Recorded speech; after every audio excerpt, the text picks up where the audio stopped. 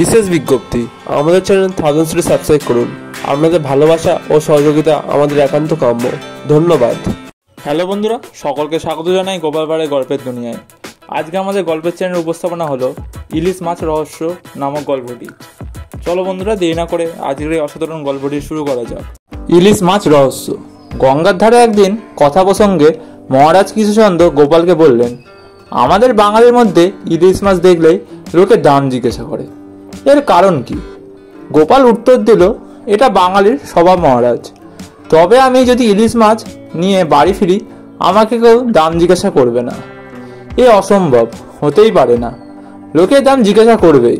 মহারাজ বললেন, গোপাল মহারাজ কৃষ্ণচন্দ্রকে বলল, আমি নদীর ধার থেকে হাতে করে বাড়ি পর্যন্ত ইলিশ মাছ নিয়ে যাব, আমায় কেউ একবারও দাম জিজ্ঞাসা করবে না। আমি হলফ করে বলতে পারি, পরখ করে দেখতে পারেন। মহারাজ কৃষ্ণচন্দ্র বললেন, তা অসম্ভব। লোকালয় দিয়ে ইলিশ মাছ হাতে করে নিয়ে গেলে কেউ না কেউ তোমায় দাম জিজ্ঞাসা করবেই, না করে পারেই না। আমি আজ পর্যন্ত সবসময় দেখে আসছি এবং শুনেও আসছি। গোপাল আবার জোর গলায় বলল, ইলিশ নিয়ে আমি নদীর পাড় থেকে লোকেদের ভিড়ের মধ্য দিয়ে বাড়ি পর্যন্ত যাব, আমার কাছে একবারও কেউ দাম জিজ্ঞাসা করবে না, দেখতে পারেন। মহারাজ কৃষ্ণচন্দ্রের অন্য বন্ধুরা বললেন, এ হতেই পারে না, দাম অবশ্যই জিজ্ঞাসা করবে, না করে পারেই না। গোপাল বলল, তর্কাতর্কি করে লাভ নেই, আমি হাতে হাতে প্রমাণ করতে চাই। এবং গোপাল আরও বলল, আমি অসম্ভবকে সম্ভব করতে পারি কিনা দেখুন। মহারাজ কৃষ্ণচন্দ্র তখন গোপালকে বললেন, বেশ, তুমি প্রকাশ্য রাজপথ দিয়ে ইলিশ মাছ হাতে করে বাড়ি পর্যন্ত নিয়ে যাব। পথে যদি তোমাকে কেউ ইলিশ মাছের দাম না জিজ্ঞাসা করে, তবে আমি তোমাকে 100 টাকা পুরস্কার দেব। যদি একজনে তোমায় দাম জিজ্ঞাসা করে, টাকা তো তুমি পাবেই না, উল্টে তোমার 25 ঘা চাবুক খেতে হবে। রাজি থাকো তো তুমি কাছে নামতে পারো, পরে তো আমাকে দোষ দিতে পারবে না।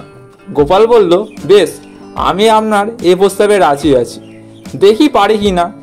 মহারাজ কৃষ্ণচন্দ্র জেলেদের কাছ থেকে গোপালের হাতে একটি বড় ইলিশ মাছ কিনে দিলেন। ঠিক হলো, মহারাজের তরফ থেকে দুজন বিশ্বাসী লোক সত্যাসত্য যাচাই করার জন্য গোপালের বাড়ি পর্যন্ত গোপালকে অনুসরণ করে পিছু পিছু যাবে, যাতে গোপাল ফাঁকি দিতে না পারে। কথা মতো ইলিশ মাছ হাতে ঝুলিয়ে লোকালয়ে পা দেওয়ার আগেই কিন্তু গোপাল একটা গাছের নিচে পরনের কাপড়খানা পাগড়ির মতো করে মাথায় বেঁধে নিল, কপালে কিছু কাদা মেখে নিল। তারপর সেই বড় ইলিশ মাছটি নিয়ে বাড়ির পথ ধরল এবং কোনো দিকে না তাকিয়ে চলে যেতে লাগলো। তাই দেখে লোকে ভাবলো গোপাল পাগল হয়ে গেছে। নানা রকম ঠাট্টা বিদ্রুপ করলো বটে, বাচ্চারা দু একটা ঢিলও ছুঁড়ে মারলো, কিন্তু পথের কোনো লোক তার কাছে একবার ইলিশ মাছের দাম জিজ্ঞাসা করলো না।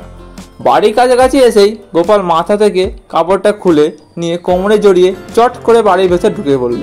গোপালের পাগলামি দেখে এবং বাড়িতে ঢুকতে দেখে কিছুক্ষণ পরে মহারাজের বিশেষী লোকেরা যে যার বাড়ি চলে গেল।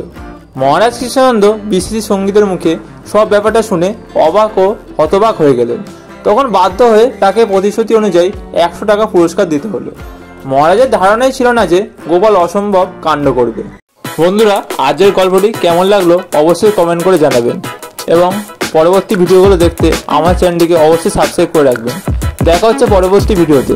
ততক্ষণ ভালো থাকুন, সুস্থ থাকুন, আমাদের চ্যানেলের পাশে থাকুন। ধন্যবাদ।